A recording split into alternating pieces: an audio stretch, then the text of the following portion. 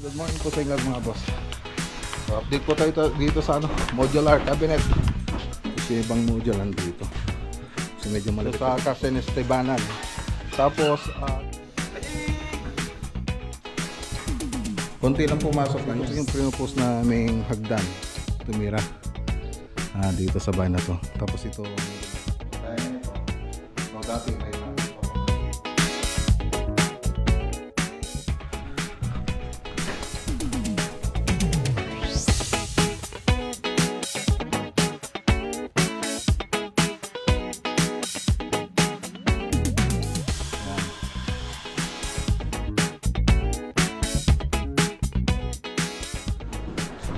nabagkat to yan, interior. Siyempre yung final color ng bahay ng isan.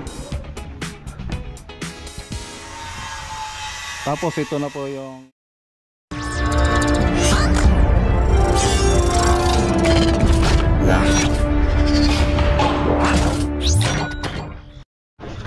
okay, good morning po sa inyo mga boss. So update po tayo dito sa modular cabinet. So ito yung pupunta sa Palimbo sa modular kitchen cabinet. Tapos ito naman pupunta rin ito sa Palimbo tsaka doon sa crossing Malacampa.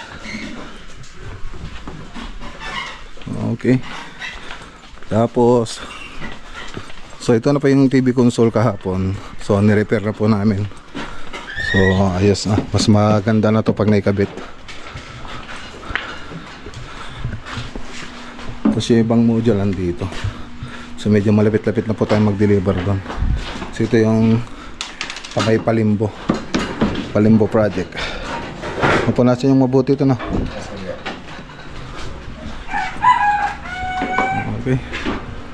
So yung yung crossing Malacampa, bali susunod na po yung gagawin. So si Buddy Jess po yung hahawak doon. So punta po tayo ngayon doon. Tapos doon sa Lawak project pala mga boss. So MLB rin yung napili na kornisang ilalagay doon sa Lawak project. Doon sa Carson Estebanan. Tapos dito sa may Alcala project. Ayun, medyo nalilito na tayo. Alcala project, MLB din yung pupuntang kornisa doon. Tapos yung magpapadagdag si sir ng baseboard. So gagawa po tayo ng baseboard para doon sa Alcala project. Okay, tara na. So si Mac Ranger yung pupunta sasakyan natin papuntang site. So punta tayo rito sa crossing Malacampa at saka sa dito sa may Paniki Tarlac. So tara. Okay, dito na tayo sa crossing Malacampa project. Okay, dito na tayo. So dito na rin si Buddy Jess. So drawing niya yung dito, yung modular kitchen cabinet. Nabili mo na yung mga mga kailangan? Mga pulot basket. Okay. So yung mga accessories ng kitchen natin, pinaano ko na yan. Nabili na po yan. So si Buddy, si Doc Arvin na po yung magbabayad noon. So kami na lang po yung bumili. Tapos nag-order na rin po siya ng reference hood tsaka gas range. So dito po ilalagay yung modular kitchen cabinet natin. So magdodrawing si Buddy Jess. Dato yung tugaw tayo? Tugaw. Upuan, meron ba tayong upuan dyan? Wala. Wala. Ito na yung hagdanan natin dito sa likod. So dito, ayan yung mga accessories na lang kulang dito mga boss. Hindi pa nakikabit yung mga ilaw. Ay nakikabit yung mga ilaw kaya lang hindi pa nilagay yung mga switches niya. So lahat ganun po.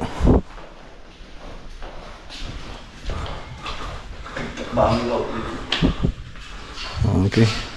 So tingnan natin dito sa baba.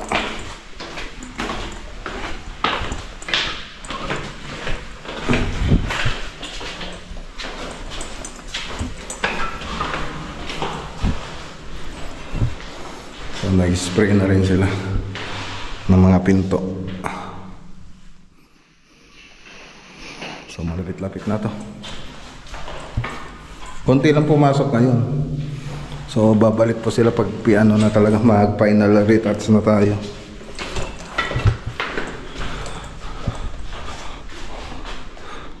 So tira niya isang pinto. So yung mga tiles na ito, bago natin kinabit, pina-approve muna natin doon sa may-ari ng bahay. So yung ganun po yung ginawa natin. Pati dito ganun din. So yung gagawin natin ngayon, yung i-drawing, i-actual niya kasing i-drawing yung TV console, bar counter, tsaka yung kitchen cabinet, modular kitchen cabinet. So dito naman tayo sa labas. So dito okay na tong drainage natin dito. So nakapag waterproofing na pala tayo dyan sa loob, pati dito sa labas. So nilagyan din po natin ng waterproofing yan para sigurado na dun sa underground hindi papasok yung tubig. Saka malalaki na rin yung mga pipe na nilagyan natin dyan. So ito po yung hagdanan. So yung susunod na gagawin dito, yung hukay po tayo ng septic tank. So ito po yung hagdanan dito sa likod.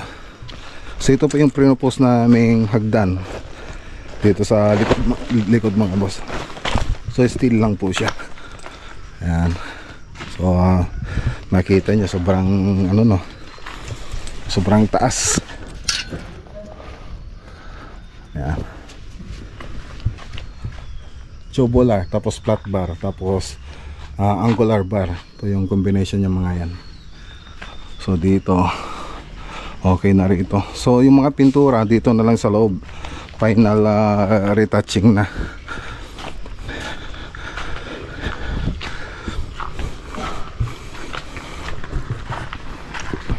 So dito itong pinto ng bahay na to, so nung unang pumunta tayo rito wala. Bale parang naamban na yun, binili kasi ito nila Doc, so matagal nang nagawa to. Tapos ayun, hindi natapos, tapos hindi rin na bahayan. So ganun po yung istorya niyan. Kaya makikita nyo sa unang video natin, so may kisame na siya, may mga tiles na siya, kaya lang marami pang mga kulang. May kusina naman na siya. So nagagamit naman na kung tutusin, kaya lang wala pong tumira dito sa bahay na to. Tapos ito ang ginawa natin, ayun, nag-repair po tayo ng bubong, downspout, so marami paint, so interior tsaka exterior, mga pinto pinalitan na natin. Tapos yung mga bintana ay pininturan po natin. Tapos ayun, gumawa rin tayo ng mga partition, TV console.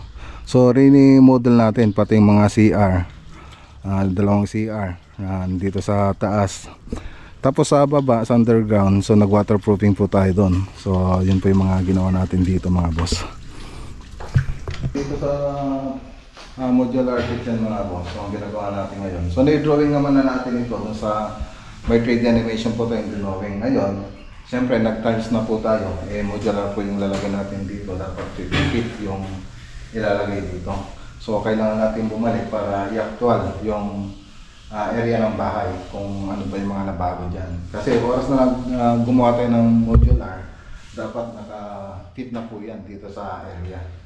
So gaya nito, so dati may pantry pa ako nilagay dito. Ngayon hindi tayo makakabili ng pantry, ganun yung may mga basket na siya. So ang gagawin natin dyan, pantry pa rin siya, kaya lang shelves na lang po na marine laminated board yung gagawin natin dito.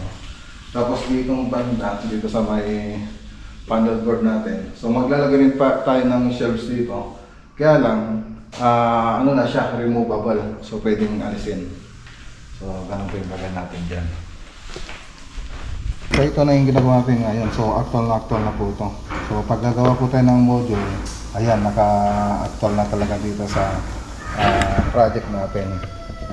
So ganyan. So siyempre pag na-drawing na po natin dyan, yung mga module naman yung tatabasin natin, gagawa natin ng cutting list.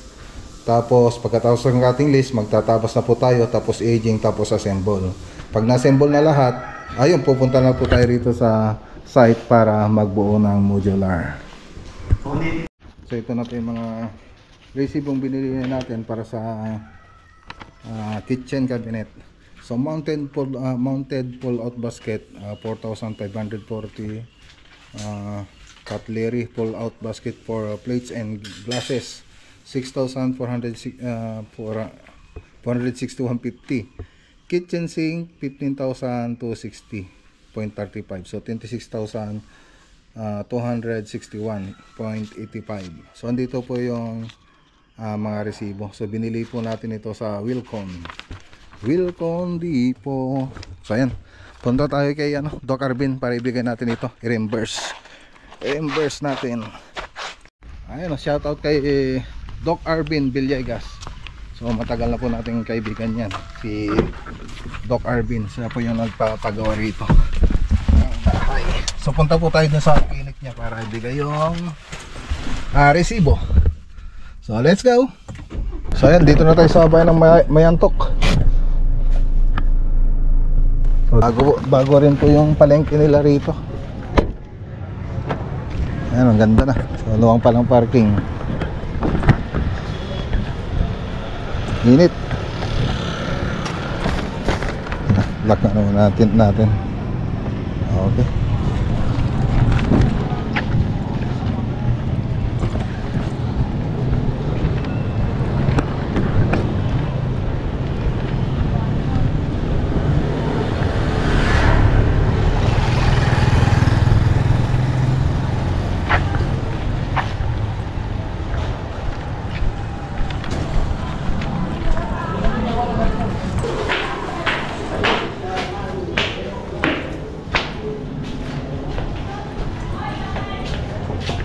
Doc. A few moments later. Okay, so yun na, nabayaran na tayo ni Doc. So ngayon, bibigyan na naman natin to sa budget sa Mayantok. Sa crossing Mayantok, isusuli natin budget doon para may bili sa ng ibang materyales. 2,000 years later. Okay, dito na po tayo sa Green Meadows Subdivision. Ayan, shoutout kay Sir Jenian Park tsaka kay Ma'am Faye Park.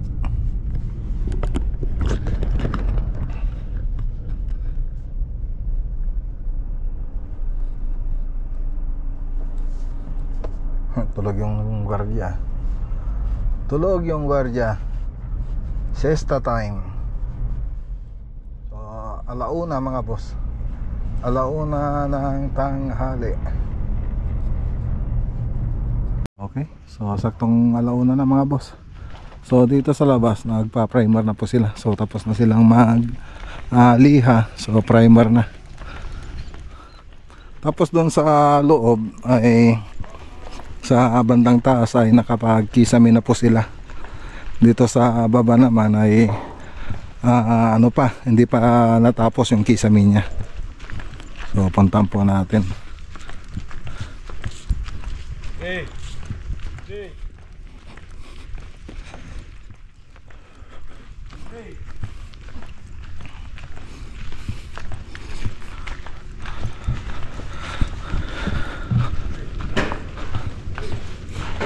So check natin mga natapos dito. So andito na rin yung mga tiles.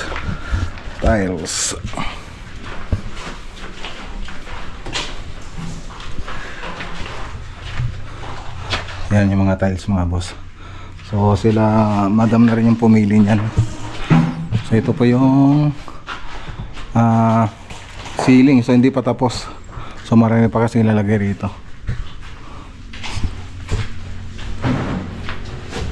Yan sa may isang kwarto, guest room. So simple lang naman yung gustong kisame ni Mr. Park. Ayan, oh. So naka shadow line po yan. So naka shadow line po yan. Pati dun sa taas ganun din, naka shadow line. Pati dito naka shadow line din. Tapos wala na rin kornisa. So yun pa kasing gusto nila. Tapos dito ang banda, dito naman yung naka shadow line. Yan. So lagay ng ano yan, ng cortina.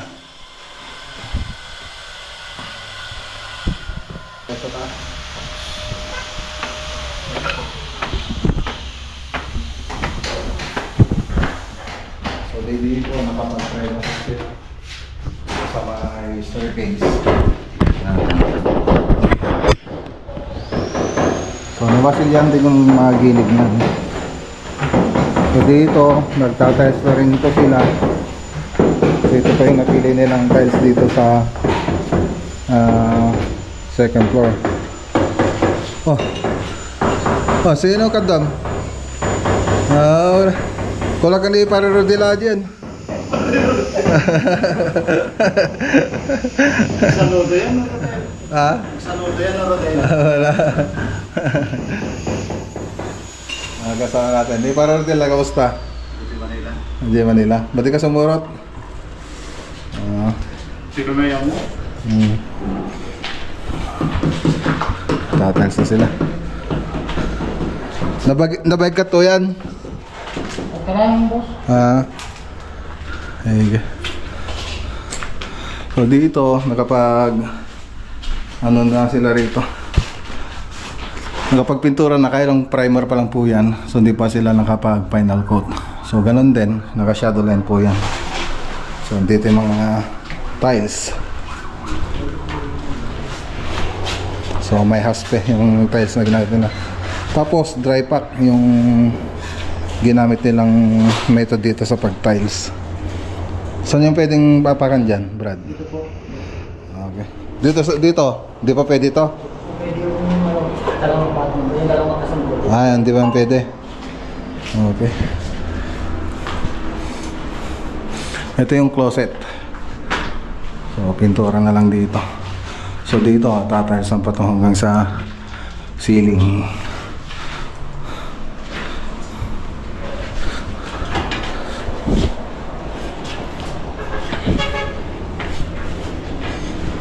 So may mga accent pa po tayong lalagay rito. Mga tubular dito sa exterior. Siyempre yung final color ng bahay na to. So yun pa po. Tapos floated panel, may isang floated panel. WPC floated panel na may lalagay dito. Ano, simpleng-simple lang mga boss. Flat ceiling na may shadow line. So yun lang yung ginawa natin ano rito. Isa na.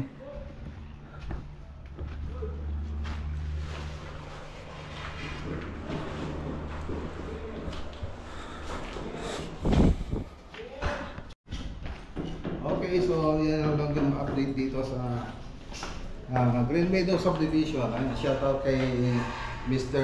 Dinian Park tsaka kay Ma'am Kay. Ay, Ma'am Kay.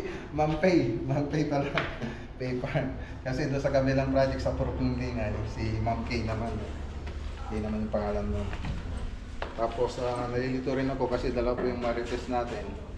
Si Ma'am Marites Roland Wright tsaka si Ma'am Marites na Fiesta dito sa Alcala, Pangasinan.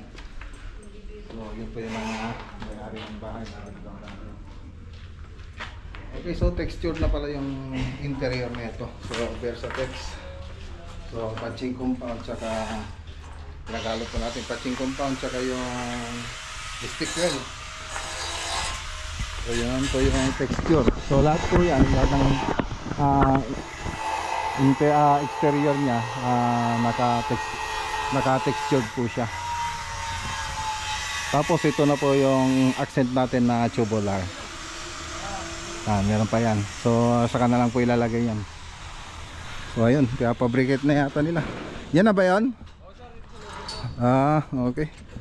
So yan yung accent po natin yan.